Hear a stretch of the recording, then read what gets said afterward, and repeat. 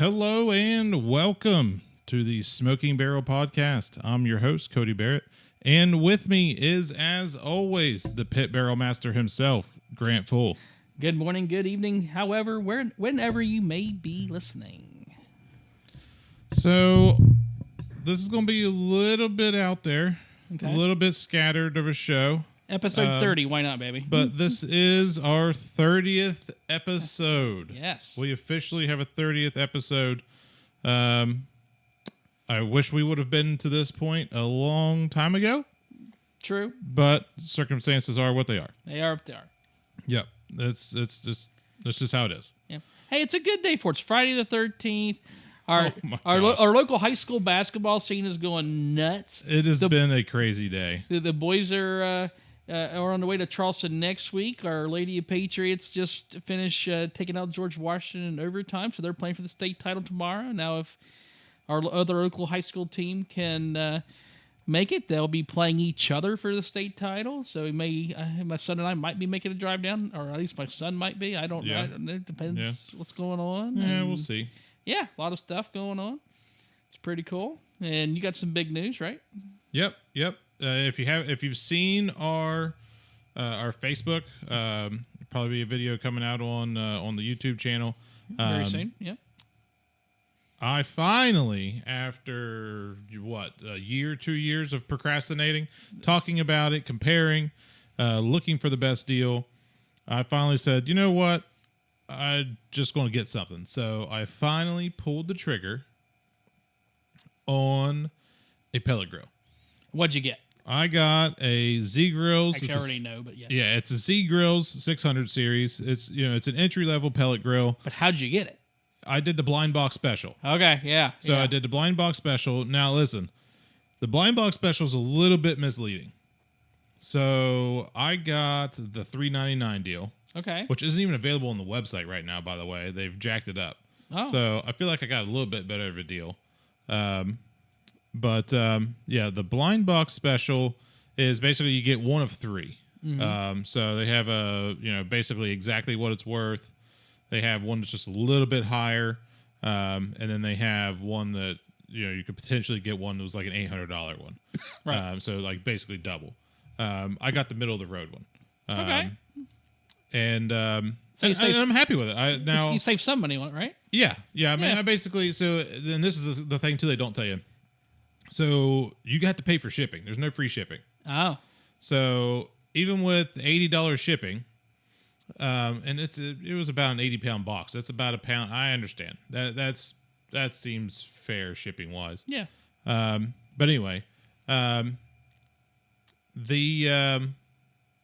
I got it together, and you'll see there's I started to post a video of me assembling it, and I'm like, there's way too many parts. Yeah. So I assembled it and went through, and I talked about this in the 2-minute video I posted on YouTube and Facebook. It was a 10-step process. Okay. To get this thing to where you can smoke on it. Okay. That 10-step process took me every bit of, I'd say, 6 hours. Really? Yeah. Like that's assembly time, or is that kind of you burn out? No. That is just rolling it out onto the porch and going through step 1, 2, 3, 4, all the way down through. Like you have to fire it up, let it cool down, fire it up, let it cool down. I mean, it's so it didn't take you that long to assemble it. No. It took me. I think I had it put together in about an hour. Like it that's wasn't reasonable. That's reasonable. Yeah, okay. it really didn't, and I could have done it faster than that, but I did not have the best helper in the world. My 4-year-old was helping me. Probably a little distracted. Yeah. Okay. Yeah. So she ran off with the screws a couple of times. I had to talk her into coming back. But yeah, it wasn't bad. I mean, honestly, there was a lot of pieces. Okay. But it was very easy, very obvious assembly, like how things went together and stuff like that. Yeah, so I know the video you kind of spanned. It looked like it took up your whole living room floor. I mean, I took everything apart. I've unwrapped everything, and and all the trash right back in the box. Taped the box back up and threw it out in the to the trash man. Gotcha. But I did the biscuit test. Okay. So I went through, the 6 hours. I basically and it was a beautiful day on Monday. Today is March the 13th. It's been a while since we've come to you guys with an episode, and we apologize for that. But this is Friday the 13th. And windy. And man, is it a windy day. So, but on Monday, it was 70, 75 degrees here. It was a beautiful day. So me and our good buddy Ryan basically just hung out, sat on the back porch, enjoyed the weather, and shot the breeze while I was going through that 10-step process. But it's very user-friendly, very easy to use. I totally understand now why people call a pellet smoker an easy bake oven. Gotcha. Because it is very much easy to learn to use. So I understand too why they become so popular, because it's a great non-intimidating way to get into barbecue industry. Okay. And that's something that. maybe we can talk about a little bit more. But so did the biscuit test, and I'll say I was very impressed. So it's indirect, it's a reverse flow. So it does the full, wrap of the chamber, and it does have a diffuser you can slide out of the way for direct heat right out of the firebox. Okay. So I can actually sear at about 750 degrees. Oh, that's impressive. Okay. But I'll probably never use that, if I'm being honest. If I want to sear something, my grill is directly behind it on the porch, so gotcha. I'll just use the grill and then stick it in the smoker. Definitely not going to. I mean, it's definitely not going to replace my other smoker. I think that I know I will definitely get more smoky flavor out of my other smoker. But this, I think, will allow me to do something and have a little less involved in it. If I want to throw a pork butt on and I don't want to spend, a whole bunch of time messing with it, I can throw it on there. This thing will regulate itself. I don't have to worry about. Well, you can come home, right? Up and down, after work, and throw something on, and yeah. And it, so the smoker I have does a really good job of holding temperature once you get it set. But it takes a couple hours to really get that thing dialed in. It's got a fan that controls, the air coming into the burn pot. So it fluctuates. So I tested this. It fluctuates about 10 degrees, which I'm okay with. It's reasonable. Yeah, I'm totally okay with that. And that, so with and it was pretty windy the day that I did all this testing. Oh, okay. So it come up about 10 degrees, and then you could tell it was choking itself back out. You could hear the fan cut out, so it's smart enough that it knows, to bring the temperature up and down. So, like if you set it at like I had it at 225, I think I saw 235. Okay. So that's doable. That's totally, your meat's never going to know that. No. You're never going to know that. Same thing. I had it at 250 for a while, and it jumped to like 265. So it, and I had my RFX in there just to double check the reading of what the temperature on the thing said versus what the actual temperature was. How accurate? How'd that grow? It was pretty good, honestly. Okay. And it said, so it did say in the instructions to make sure to keep the temperature probe as clean as possible inside the cooking chamber, because that could affect temperature reading. But out of the box, the temperature probe was pretty close, like a degree or two difference between it and the RFX. Well, it depends where you had the RFX. Well, it might be true. Yeah. And I had the RFX exactly in the middle of the box. Okay. And the temperature probe, and I can see some people probably might modify this, but the temperature probe is actually all the way on the left side of the box. Okay. And it's at the same level as the upper tray. Okay. So I foresee it being a little hotter over on the right side where the smokestack is. Well, you said you did a biscuit test. I did do the biscuit test, and that's what also blew me away. So I did the biscuit test, and I had, was it 8 or 10? I can't remember how many biscuits were in there. I was gonna say, in case we have any newbies follow us, what are you talking about? Oh, okay, yeah, good, solid point. The biscuit test, for those who don't know, is a very, very easy. You can also do this with toast or bread. Sorry. Right. It's a very easy way to find your hot spots in your smoker. It's a great thing to do with a new cooker of any kind. Because, the most important thing to know is to know where your hot spots are in your smoker. Every smoker has some. Yep. Whether it does in the beginning, it will develop them eventually. And that will affect how things cook. So especially with more more meats that are a little bit more tricky, like a brisket, it's more important to know where those hot spots are. You don't just want to put it in the center if that's your hot spot. Or even if you're cooking chicken, right? Yeah, or exactly. And you got pieces of chicken, and some you of got them are some already in the done. cool spot and some in the hot spot. Yeah. Yeah, exactly. So this basically, it's just an early onset step to give you some information about your smoker that you wouldn't have known otherwise. So how's it work? How do you do it? So I bought the Kroger brand of the roll of the pre-made biscuits, and just popped that baby open and just started laying them out across the bottom grate. And I think I put 4 on the top grate, so I had bottom grate, top grate, pretty well covered, middle and end. Set that thing at 250. Okay. I could have done it a little hotter, but that's about where you're going to cook. Yeah, I did it at 250 and just let it ride. And they were in there, and biscuits aren't going to cook very fast at 250, obviously. Right. So they were in there for about 2 hours. Okay.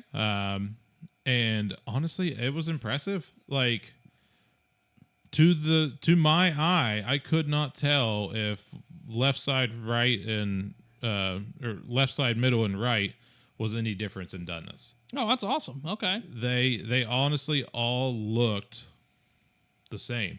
The bottoms of them all had the same, because the heat's coming from the bottom. The bottoms of them all had the same level of crunchiness. Okay.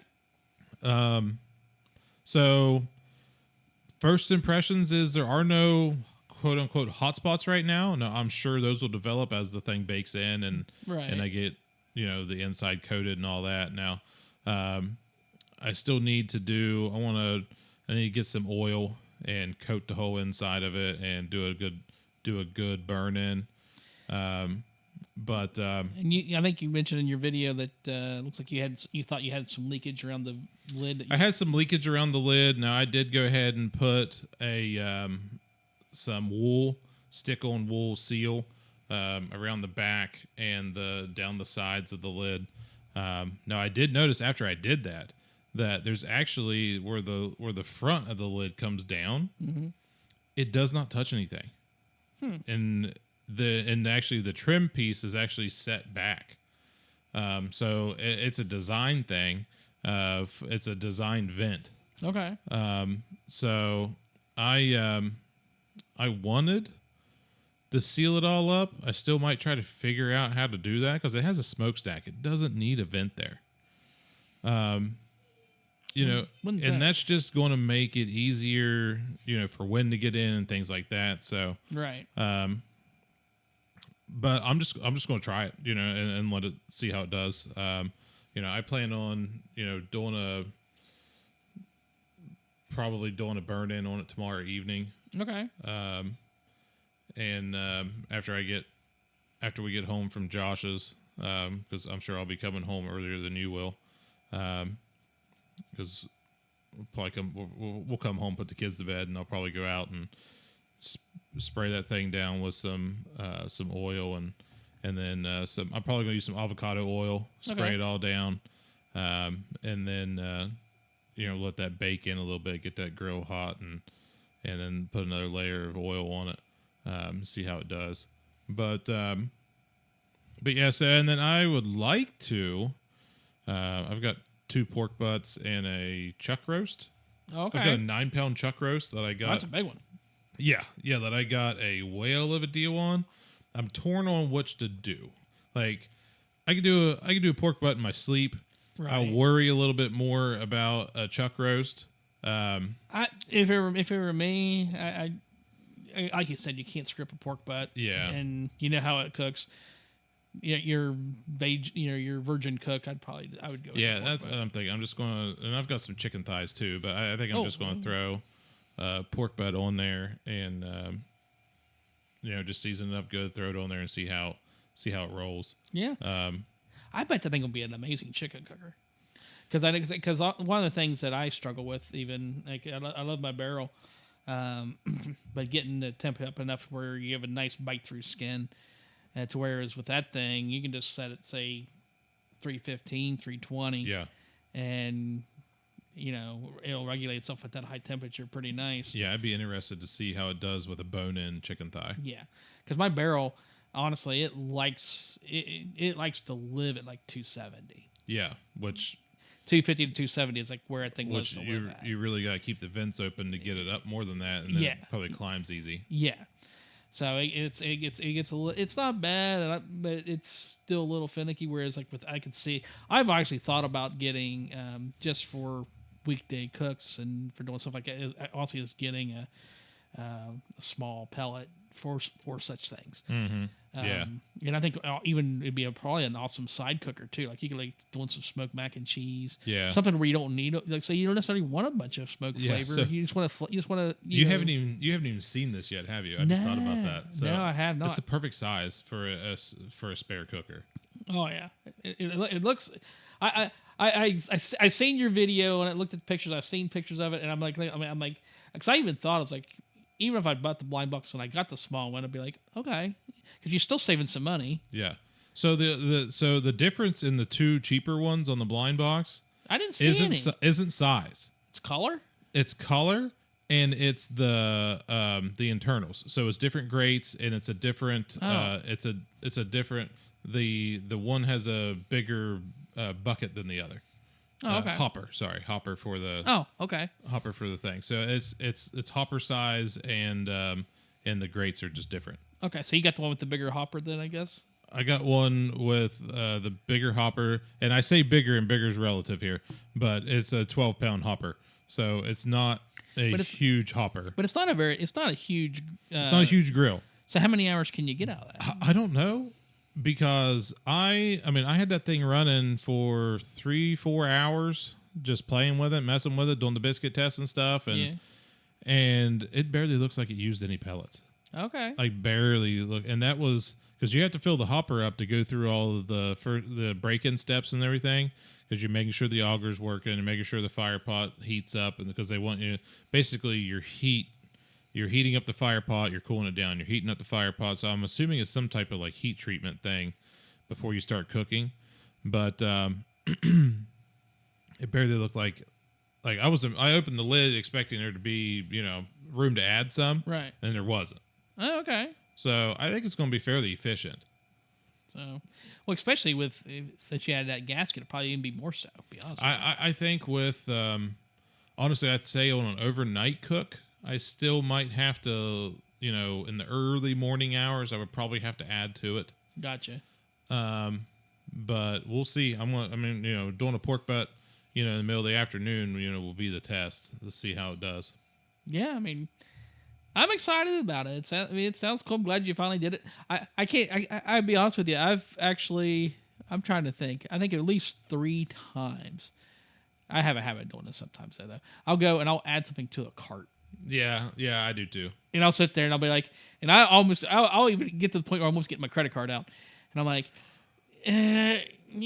And I'll talk myself out of it. Yeah. And then I'll leave it there. Then I'll come back and I just haven't pulled the trigger on it. So I'm glad you did, because I was like, man, one of us is going to have to do this. and that's I was in that mood that night, and I was like, you know what, screw it. I'm just going to order this thing. We'd had a kind of a rough weekend anyway, and I was like, I just need to do something just to kind of, it was a little bit of a stress relief, just doing it. It's tax season, right? You can justify it. Yeah, well, and the same day we bought a new recliner also, so. Oh. Yeah, nice. So it's like they're just spending my tax money basically. Man heaven, baby, it's all right. Yeah. So the recliner was for Susan, not for me. Oh, okay. But yeah, I am excited. So the reason I went ahead, because I still to this day, like if I buy a automatic charcoal system, I will buy the Masterbuilt XT, gravity. the gravity fed charcoal Yeah. system. I still will I still love that. I still want that. I still Mm-hmm. eventually will buy one of those. The only reason I didn't right now was because that pellet smoker is so easy to use. Even Susan can use it. Yeah. So in the event that's the other thing I thought about is like just literally because you of turn it on, you turn it to smoke.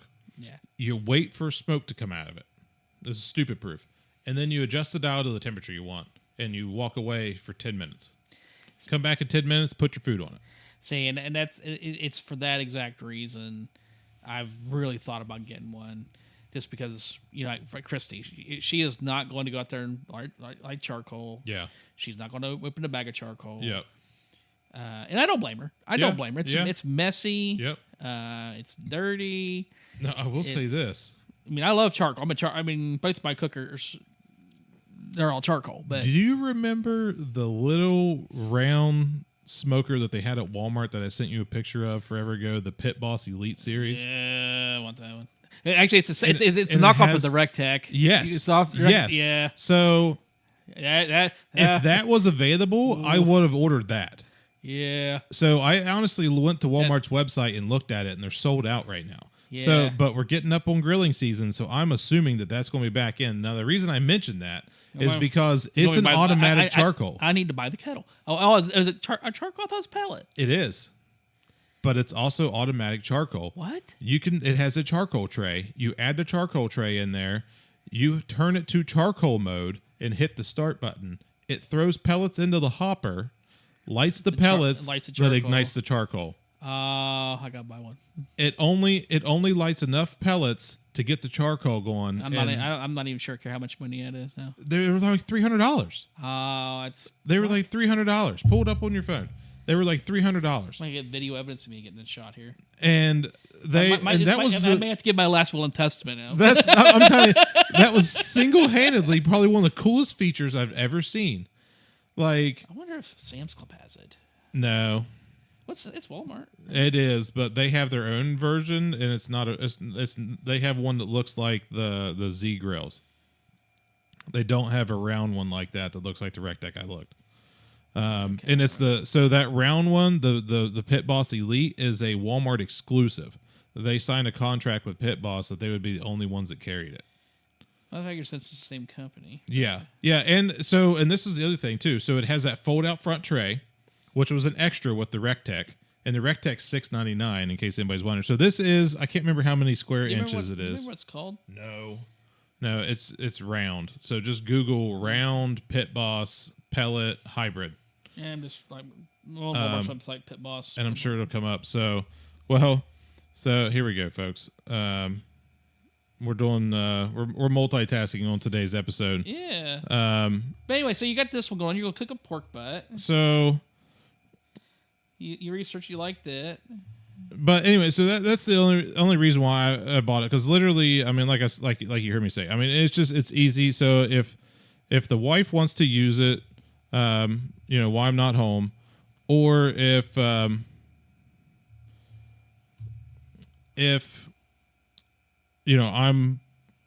on the way home, whatever, and I want her to get the thing fired up. So by the time I get there, it's ready to go. It's easy. Turn it on, turn it to smoke. As soon as you see smoke, set it to whatever temperature we need. I mean, it's so for that, I understand. You find it? Pitbox Phoenix. I understand now why people like it. And I understand why people gravitate towards the pellets. Yeah, no, I totally can get it. I have friends that have them. We've talked to people who had them. Heck, it's our buddy Frank. Frank. Todd's got one. That's how he started. Yeah, that's how he started. Yeah, Mm-hmm. That was so. Frank's got one, and $379 67 on Walmart.com right now. I'm not seeing it. And they're out of stock. Yeah. There's a thing here that says notify me when available. Yeah. So anyway, I'm sure we'll have one of those at some point. But yeah, and it comes with a cover. Huh. Oh yeah, mine did come with a cover. I forgot. Okay. So, and I will say this: I will use the cover, just because I've got 2 big trees on the back porch, right out the back porch, that I get so much. We'll say, yeah, you keep yours out on your deck, right? But Yeah, it's a covered porch. It's a covered porch, but I get so much pollen. Okay. So much pollen. That I will definitely pull it in and cover it when I'm not using it, just to keep the pollen down. I wish that I did not have the trees back there, but it's nice. I love the trees, but I would just wish that it didn't have all the pollen, because I mean, with my regular grill, I'm fighting that thing all year long. Every couple of days you got to go out there and wipe it all down, just because it's full of crap. And so, I mean, it's a thing. I get you. So that's exciting. So we're gonna have we'll have the video of your assembled. So it's hard to see. What's funny is it's hard to see in the video. Okay. But are you going to video the cook for your? Yeah, I'll post. Actually, I'll probably post some. I'll probably post some pictures of the pork butt smoke. Okay. This thing was like pumping out the smoke when I was doing that test, but it didn't show up on camera. It was and the sun was just right there at that angle too, so it was hard to see. But yeah, it was like, it got really smoky. So I mean, I've heard some people have complained about the smoke level on pellet grills and things, but I don't think that's going to be an issue with this one. We'll see. But I don't think it's going to be an issue. The technology is better. I mean, it's still not going to be the smoke level that I'm going to get on my other smoker. I understand that, but I'm not looking for that. Right. I'm looking for ease of use. Right. And each one has its own thing. Yeah. And I got to tell you, I love that RFX. Oh, yeah. I love that it has a wired, probe for the inside. Yep.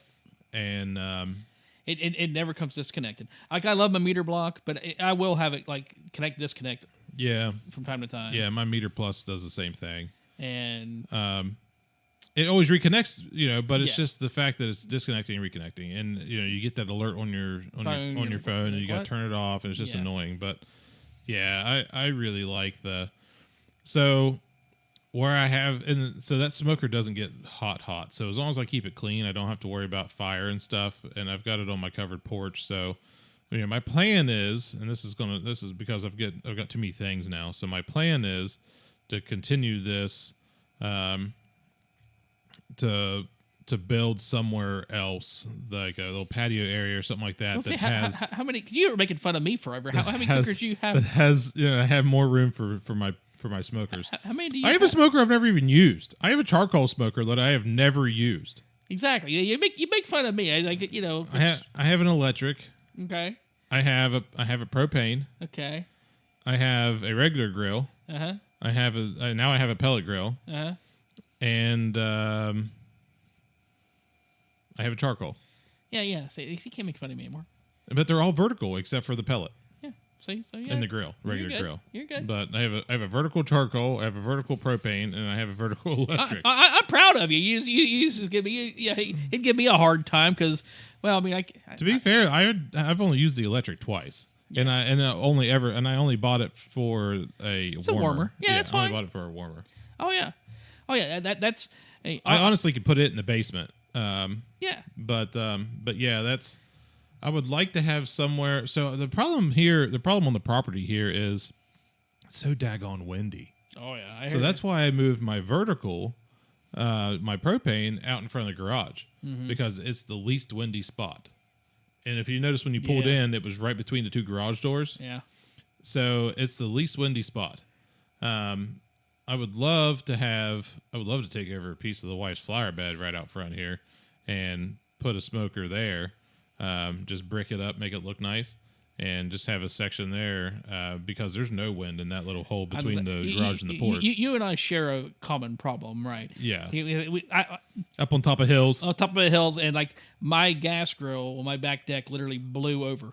I actually have it anchored down with stainless wire, but it's been years since I had it wired to my deck, and it got rusty. It was it's not great stainless wire, so it ended up rusting, and it must have snapped because it boom. Did the wire rust or did the shackle rust? Probably the shackle. I don't know. It probably wasn't stainless steel. It blew over. I heard it like crash. Christy seen. I just made sure the gas line was shut off. And now is it piped in? Yeah, I got it piped into the house. Okay, so you don't have propane tanks or nothing back there, but no. But when's the last time you used it? No, that's a fair question. Honestly, it's probably because my wife and my son got me a my Blackstone. I think it was COVID Father's Day, and it's been a while. Yeah, it's probably been. It was pre-COVID. I used it. It was pre-COVID. Yeah, I used that thing the first year I had that Blackstone off and on, but ever since, really, I like my Blackstone better. And you just got a 2-burner. It's just a small 2-burner, right? Yeah, but I love it. For 3 of us, it cooks awesome. And it's mobile. Legs fold up. Yeah, I get a better sear. And then, frankly, anything I want to grill, I'll just use my pit barrel. And then if I want to sear, I'll turn it on and start on the Blackstone. Yeah. So, yeah, I mean, you truly use your pit barrel just like a Weber kettle. Yeah, I do. Yeah. I mean, so it's like... You just pop the vents open, let the fire get raging, and grill away. For my long cooks, got my 270 for my kind of a medium to shorter cooks. So I use my pit barrel. Yeah. And then want to sear something, fry something up, I got my Blackstone. And yeah, so honestly, I haven't used that grill in years. So, but anyway, yeah. So we've got some new adventures ahead. Yeah. And I'm excited about it. I will say something that I really, really want to cook that I keep thinking about is ribs. It's been a while. And and ribs. And I'm gonna be honest with you, I don't care to do a rib rack anymore. I cut it up. I mean, party ribs are the way to go. Quick and easy. Yeah, it's so much faster. They come out so much more tender. And dude, I just bought some Heath Riles habanero peach glaze. Oh, yeah, that'd be nice. And then lay them all out on a tray. Yeah, glaze them up, throw them out there. Yeah, but oh yeah, itching to try that on some. Yeah, that sounds good. Yeah, and so. Some things coming now. I will say this: we have some opportunities coming up that we should probably record. We're going to have to get together with our friend Brent, who was on the show last year. Still has not used his smoker. Oh my god! I talked to him day before yesterday. We're going to go out to his house. We're cooking something. And that's what I told him. I said, "Listen, he's got pork butts in the freezer." And I said, "Listen," gosh. I was like, "We just need to schedule this.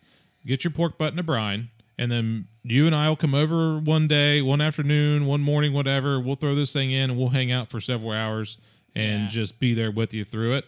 We'll throw that in and we'll cook some chicken for us so we can eat, so we can turn. Yeah. And and I figured, we'd record that, as we're going, similar to how we did the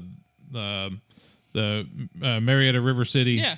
Barbecue competition, which we'll probably have to do again. Which we'll probably get invited back this year, which is coming up next month, right? Is it May or April? I can't remember. April, May. Yeah, it's coming up fast. Mm-hmm. But I'm sure, because I know that she's been posting a lot. It sounds like they're going to have more competition this year, which is fantastic for the area. I would love to see that local competition get bigger.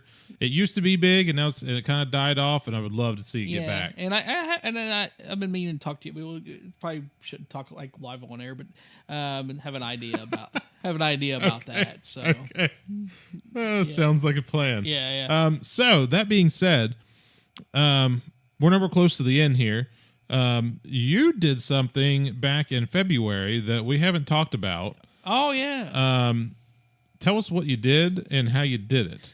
I did an eye of round roast. Okay. And what I did, I basically took just relatively simple, but not at the same time. Yeah. I covered. I took the just got an eye around roast from Sam's. I forget how big. I think it was a 6-pounder, I believe.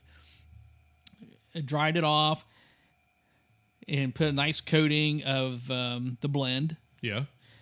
Kinder's. Kinder's blend. You can find it at Sam's Club. Salt, pepper, garlic. Local Kroger. Right. Yep. HEB. Yep. Threw it in the fridge, uncovered, overnight. Put it on my pit barrel. Actually, kind of choked the pit barrel down a little bit. Just wanted to get a nice little smoke. Brought it up to about 125 degrees internal. Okay. All right. Pulled it. Let it rest for a few minutes. Vacuum sealed it. Yeah. Sous vide it for 30 hours. What's a sous vide? It's a water circulator. It holds temperature at whatever you want it to hold it. In this case, I hold it at 131 degrees. It will not go over 131 degrees. Does not go under 131 degrees. It's awesome. It's the coolest thing. Yeah. So your meat will never... Thank you, Todd Wright, for turning us on to it. Yeah. And your meat will never overcook. Just Right Barbecue. Yeah. Your meat will never overcook. It just also just gets more tender. Yeah. And so I basically made this, just cooked it held it at medium rare, got it up to there, and like I said, it's eye around steak. Honestly, it's a fairly lean meat. Yeah, not much fat there. Not much fat, and it can be pretty tough if you don't cook it right. But with that sous vide, 30 hours, made it nice and tender. I pulled it, dried it off. Yeah. Just put another little coating of the blend on it. Got my Blackstone nice piping hot and did a reverse sear. Yeah. And I took some butter, melted butter, and I was just kind of coating it as it was cooking, and I just seared it for like 90 seconds. Yeah. On every side. Pulled it, let it rest for a couple minutes, and then sliced it pretty thin. And honestly, it tastes. I thought it ended up tasting like filet. For $6 a pound. I did too, honestly. I thought it tasted like a very nice filet. Yeah, it's very tender. Yeah. Just a slight smoky flavor. I had a nice little crust on it. I wish I got pictures of it. Actually, I think I do. If I do, we can add some B-roll to this film and show it to you. Yeah. But it turned out great, and I will definitely do it again. I'm pretty sure you took pictures of it. Yeah, I'll definitely do it again. I can't remember. I don't think I took pictures of it, but I'm pretty sure you did. Yeah, and actually, I think you did. I actually gave it. You had to warm it up. I don't think you had it for. Yeah, I had it like 2 days later. Yeah. I forgot I had it for one, and then I opened the fridge and was like, "Oh crap!" Popped it out, and now I put it in the microwave. Okay. Now I wrapped it. I had it in a wet paper towel, wrapped it, and threw it in the microwave. But still, I mean, it was super tender, had great flavor, did not taste like microwave meat. It was good. Yeah, it tasted like a really good piece of filet. Yeah, I had Christy's family come over. We had it for family dinner. I served it then, and I served it with some chimichurri, and it was just. Oh, that would have been good. It was really good. Yeah, that would have been good. Yeah, so I made an au jus out of the juice that came out of the sous vide bag. Yeah, and then made up some chimichurri, and it honestly was one of the better steaks that I've had. I guarantee it, yeah. I thought it was really good. Yeah, that would have been good. And honestly, that same method, exact same method, we did. Did a chuck roast, and really chuck roast equals ribeye when you do it that way. Yeah. Eye of round roast equals filet. It's if you're a ribeye guy, get the chuck roast, follow those steps, and honestly, it's going to be one of the better ribeyes that you're going to have. Yeah. And if you're more of a filet person, get the eye of round, follow those steps, and it's going to turn out pretty nice. And like I said, $6 a pound. Yeah. $6 a pound, folks. Yeah. Go buy a filet. And beef prices are out of sight. Yeah, you're paying that's a fantastic price. For around here, depends what cut, what everything else. You're paying anywhere from $24 to $30 a pound. Yeah.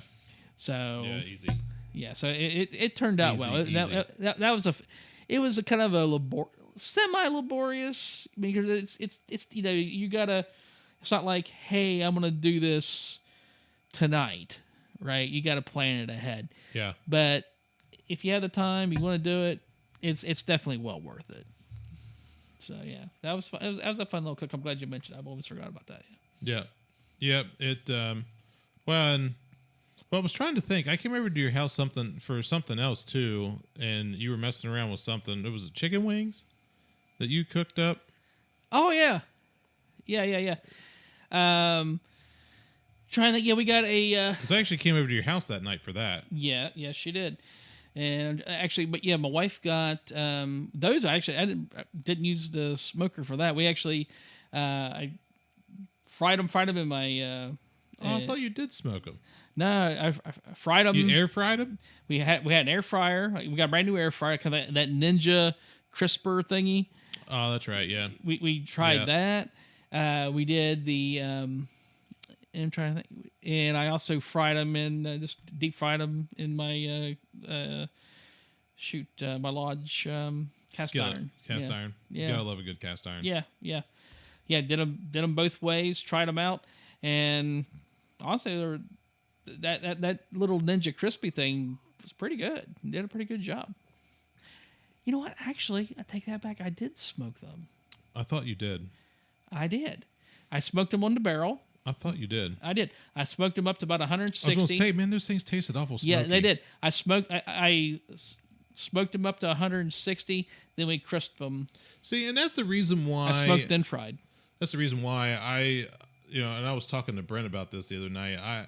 That's the reason why I think I would like to have a barrel, just because at the end of the day, they're simple, they're easy to use. Yep. There's no flare. There's nothing, it's easy to fire up. It's easy to shut down. It's the barrel can flare. Well, right. Trust me. Right. Yeah. As if you're not cooking it off. Right. Yeah. And that's with anything. But I just mean it's easy. You get your chimney hot, you dump it in, you're grilling. Yeah. Oh, I like it. Yeah. You crack the vents at the bottom. Yep. Leave the lid off. Let it get grill temperature. Mm-hmm. And sit there and flip burgers or flip chicken. Yep. Whatever you want to do. Put the lid on tight. Hit your dampers down, and you're smoking. Yeah. So I think people are, and we've talked about this before in the show, but and I'm included. I think people get intimidated by charcoal. People get intimidated by wood. They do. And it's, if you have the time to put into it, it's not a big deal. Right. And especially with a cooker like the barrel, there really isn't a lot that goes into it once you get it up and running. Well, and then here's the thing: I'm used to it, right? So I pretty much know, right? If I'm cooking, I'll come home, I'll turn out, get in my clothes. I know I'm not going to get yelled at if I get some charcoal or whatever. Mm-hmm. But first thing I'll do, I'll go out, light my chimney, then I'll go back in the kitchen. I know I got about 30 minutes, 15 to 30 minutes. I'll go in and I'll start my food prep. Yeah. Then I'll go back out, dump my coals, get in my cooker.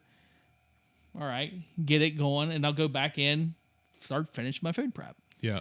And then, so 30 minutes, 40 minutes, whatever, you're prepping that. You're using that prep time anyway. Yeah. Yeah. You're going to have that prep time anyway. It's not like you're sitting there, waiting on it to get to a temperature. And so you're using that time anyway. And then, so I'll go in, I go back out, cooker's about where I want it to be. Yeah.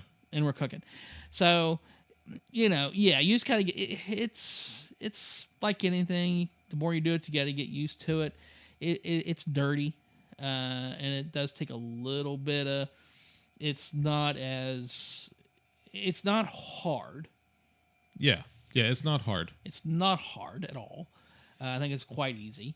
But it's not as clean and as simple as what you're never going to get it to where what you can do out with your Z grill. You can't get it's not as fast. It's not as so now with that being said though, you're not going to get out of the pellet, you're not going to get the smoke flavor that you get out of something that's charcoal. I don't think so. Yeah, well, there's a reason the competition guys all use barrels. I mean, yeah, and that's the thing. Like, we talked to some competition guys last year. The whole industry in the comp world has switched to basically everybody's using a barrel or some version of a barrel. Yeah, there's 1,000 different versions out, but they're all it's all barrel. Yeah, I mean, you're seeing. I mean, like, Sean's got, 2 of the medium pits and 2 of the big pits. Yep. The pit Yep. barrels, the pit barrel branded barrels. And I can't remember the other brand of some of the ones that had like the side stacks that come off of them. Some of those barrel, it's just a barrel, but some of them things are like $1,000, $1,500. Oh yeah. And there's no computerization to them. No. I mean, it's just a fancy paint job, and you've got these fancy stacks out the side, which make it to where you don't have to. And all it does is make it to where you don't have to reach down to affect the dampers. Yep, that's true. You're doing it up here. Yep. And but once you get a pit barrel set up to run, how often do you set the dampers? Not much. Yeah. Yeah, not much. And you've got a fan for one of yours too, so I do, yeah. you kind of computerized one of yours. Yeah, but you know what's funny? Heck, I honestly I've been using my second one. It's not on that big setup. I can just roll it out on one of the small dolly. Yeah. And plus, I've been wanting to get it broken and used. So yeah, honestly, I'm comfortable cooking either one of them. Did you buy that dolly aftermarket, or is that a pit barrel dolly? It's aftermarket. It's a 55-gallon drum dolly. Dolly, okay, Yeah. Just a metal dolly. Yep. So no, I love them. And honestly, the thing that, and I guess I'm just that guy. It's not that we lose power all the time or anything. I like the number one thing I really like about it, other than the flavor and stuff like that. And one of the biggest things I like about it is I'm not dependent upon technology. Yeah. If the power grid goes down, I'm cooking, and all of a sudden all the power shuts off. Yeah. I personally don't care. I'm still cooking. As long as you got charcoal. As long as I got charcoal, yeah, I'm good. The only thing like today, I'd hate to try to be cooking today. Is when we're getting like 50-mile-per-hour wind gusts today. Yeah. That would be a nightmare. My grill blew out tonight just cooking chicken. Yeah. So other than that, I've cooked in negative degree temperatures and snow. Yeah. And it's been fine. It's just wind. Wind is the enemy for me when it comes to that thing. But other than that, I like the fact that I'm not depending upon that, because I've been cooking turkey for Thanksgiving. It's happened one year, and I had an electric turkey fryer, and it stopped working.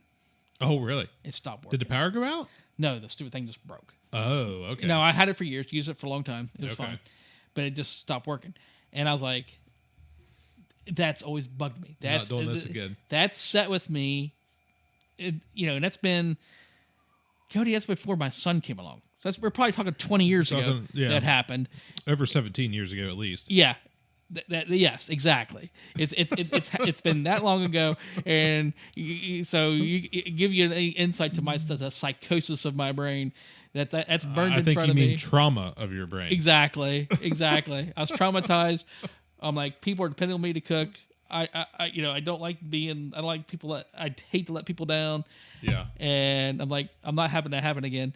And that's one of the things I think I really fell in love with about charcoal. I'm managing fire. Yeah. That's it. Yeah. There's nothing that can go wrong as long as I manage that fire right. Yeah.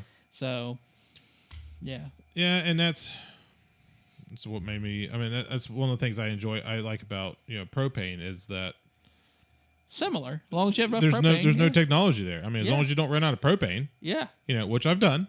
And but with my psychotic brain, I have a backup propane tank. Well, I do too now. But I've been to where I have just loaded the wood box up, and the wood box was running, so adjust the vents and crack the door, let the fire roll. There you go, yeah. And and it was already wrapped at that point when I ran out. So all I was doing was heating the oven. Oh yeah, you're good. I could have just taken it inside and finished it off in the oven, but I was like, I was determined. I was finishing it in the smoker. It's committed.